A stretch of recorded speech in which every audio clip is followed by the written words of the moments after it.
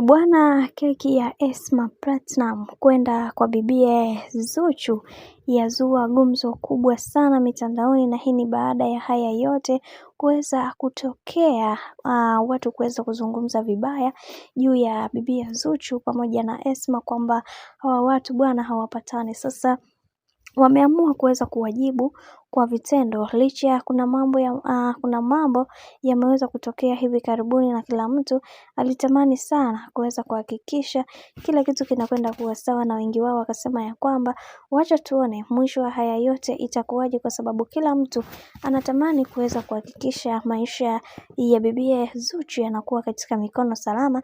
Lakini hata hivyo, dada yake wa Diamond Platnumz ambaye ni Esma aliweza kumwambia bibie Zuchu kwa video call, akimwambia kwamba kikubwa ni wewe kuweza kukaza moyo na kuhakikisha kila kitu kwako kinakuwa kama sio kigeni, kwa sababu kuna mengi ambayo yameweza kutokea na kila mtu anatamani kuweza kuhakikisha maisha yako yanakuwa katika misingi na mikakati iliyo bora. Hivyo ni vyema ukachukua nafasi hii ya kuweza kusawazisha pale ambapo ulipoweza kukosea. Najua ni sehemu gani ambayo uliweza kukosea, hivyo ni vyema ukaitumia nafasi hii ya kuweza kusawazisha pakubwa ambako ulikoweza kukosea. Na hiki ndicho ambacho hata Zuchu amekuwa akikizungumzia sana, na akisema ya kwamba hakuna binadamu ambaye aliyokamilika katika hii dunia.